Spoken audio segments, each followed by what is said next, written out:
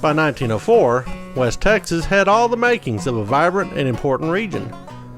Residents and visitors alike felt that the area had an unlimited potential for future growth and development.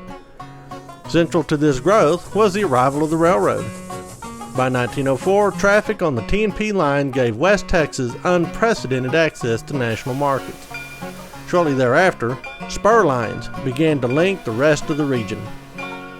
This enhanced transportation net linked a predominantly rural region to a nation that was becoming increasingly urbanized and industrialized. The beginning of the new century also meant changes in the way Americans had done things. Doctors, lawyers, and others who advocated scientific or progressive ideals began to establish their identity as professionals and began to be considered as such.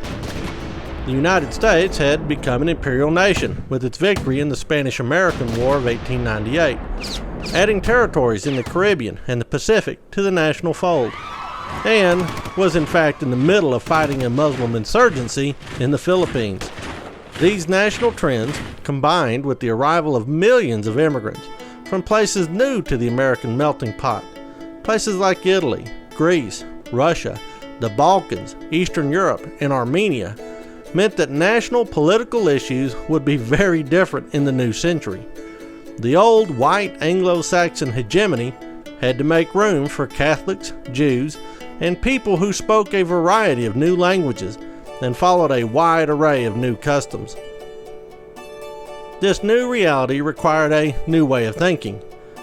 Intellectuals and civic activists now contemplated how to make their home, their community, and ultimately the world a safer, more orderly, and more peaceful place to live.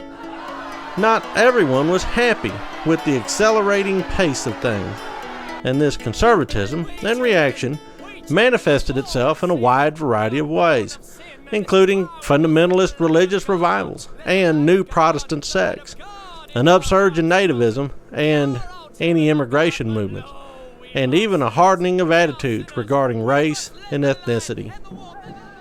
Many, if not most, of the people alive in 1904 could still remember wilder days of cowboys in Buffalo, Indian raids, and brutal retaliation. To some, these were the good old days, and they tended to gloss over these more painful episodes and focused instead on the more romantic notions of the times through which their parents had lived. Others recognized it as a time before real civilization and looked forward to a day when society and all the peoples of the world would harmonize in a tidy, orderly, scientific, and efficient manner, with the United States leading the way. With every sunset, more and more of the real frontier was disappearing as civilization progressed toward an imagined future, and actual memories of the rugged past softened into an almost mythical bygone era.